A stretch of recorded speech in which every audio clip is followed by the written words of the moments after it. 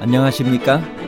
인생의 복잡한 문제들을 말씀으로 단칼에 해결해주는 김종근 목사의 쾌도 남마입니다.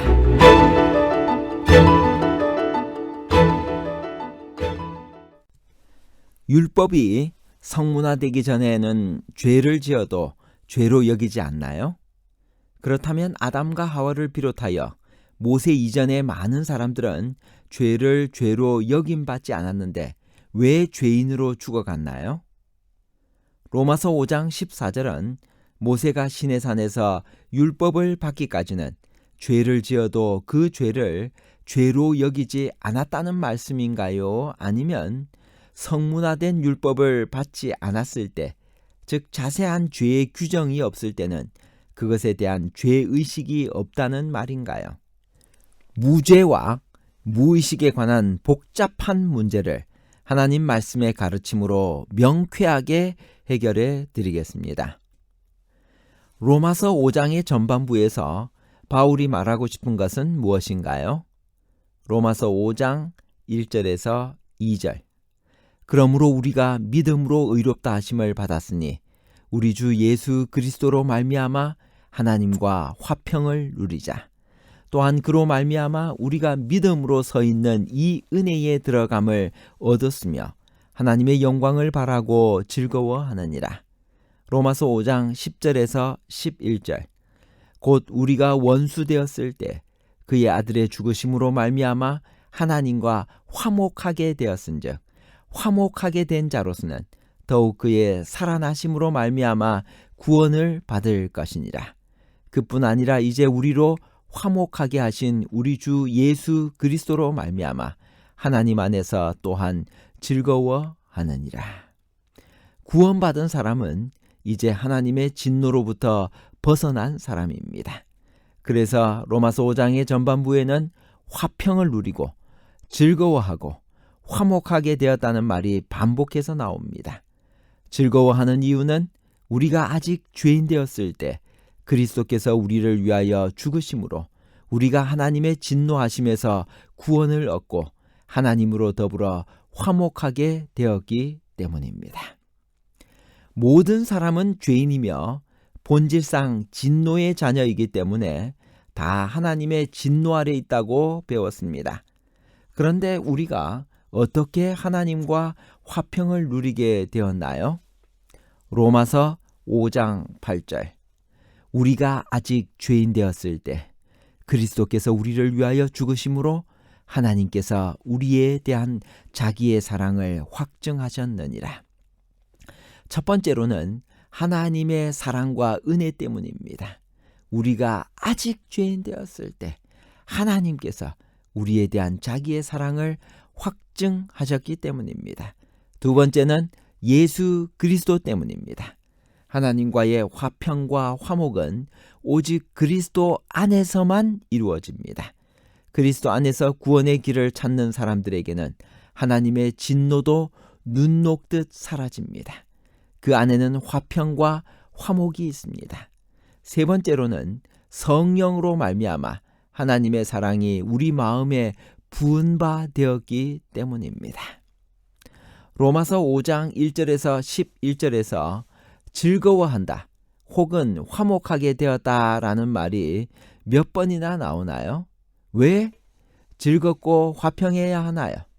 로마서 5장 1절 11절입니다. 그러므로 우리가 믿음으로 의롭다 하심을 받았으니 우리 주 예수 그리스도로 말미암아 하나님과 화평을 누리자. 그뿐 아니라 이제 우리로 화목하게 하신 우리 주 예수 그리스도로 말미암아 하나님 안에서 또한 즐거워하느니라. 하나님과 화평을 누리면 환난 중에서도 즐거워하게 됩니다. 그 이유는 무엇일까요? 로마서 5장 3절. 다만 이뿐 아니라 우리가 환난 중에서도 즐거워하나니 이는 환난은 인내를.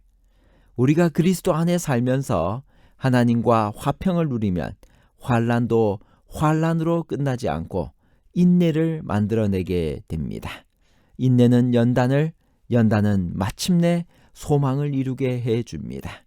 연단은 헬라어로 도키미온이라고 하는데 금을 재련할 때 쓰는 말입니다. 신앙이 없으면 환난은 환난으로 끝나고 맙니다.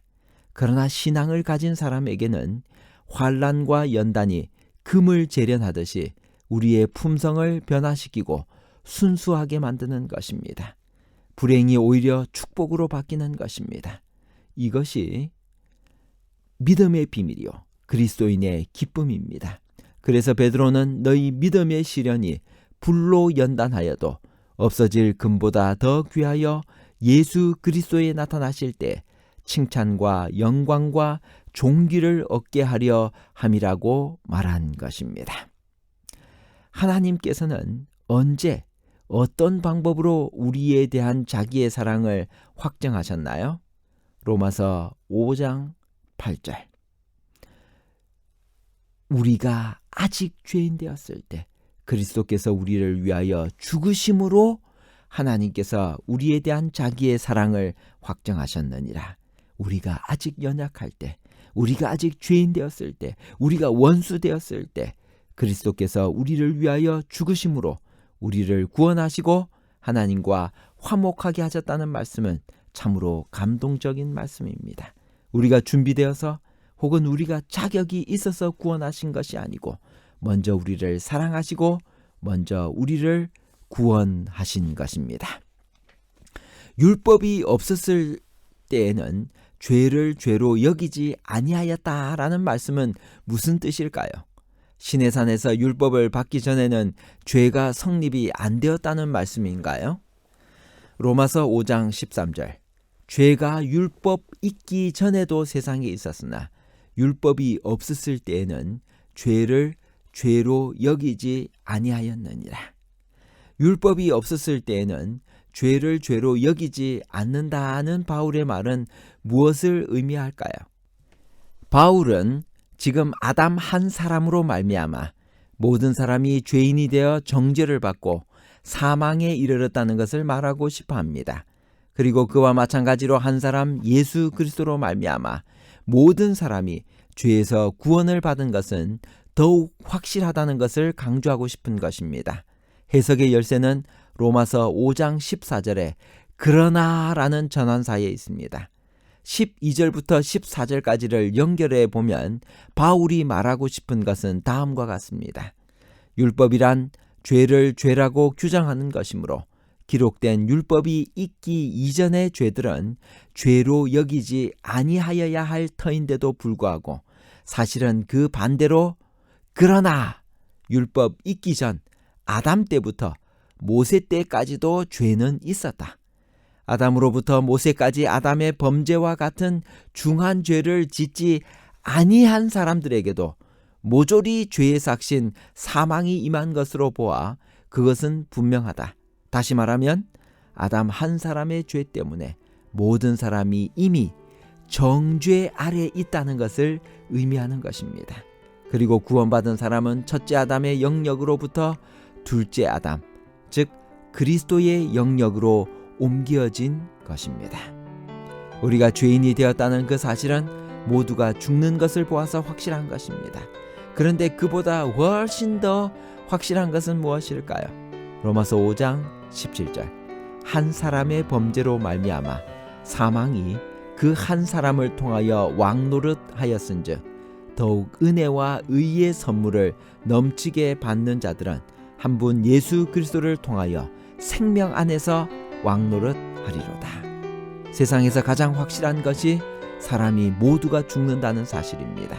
우리가 한 사람 아담의 범죄 때문에 단번에 다 죄인이 되었기 때문입니다. 그런데 그보다 더 확실한 사실이 있습니다. 한 사람 아담 안에서 모든 사람이 죄인이 된 것처럼 한 분 그리스도 안에서 모든 사람이 즉시로 구원을 받는다는 것입니다. 단번에 신분이 죄인에서 하나님의 자녀로 바뀌는 것입니다. 그러나 이번엔 아담 안에서처럼 선택의 여지 없이 되는 것이 아니라 그리스도를 믿기로 선택한 사람만 신분이 바뀝니다. 그런 의미에서 그리스도는 마지막 아담이십니다. 결론입니다. 첫 번째, 로마서 5장 14절은 모세가 시내산에서 율법을 받기까지는 죄를 지어도 그 죄를 죄로 여기지 않는다는 말씀이 아닙니다. 성문화된 율법을 받지 않았을 때, 즉 자세한 죄의 규정이 없을 때는 그것에 대한 죄의식이 없다는 말입니다. 둘째, 그러나 모든 사람이 똑같은 죄인으로서 죽어간 것은 한 사람 아담이 범한 죄의 결과 때문입니다. 셋째, 그러나 한 분 예수 그리스도로 말미암아 모든 사람이 다시 의롭게 되었습니다. 감사합니다.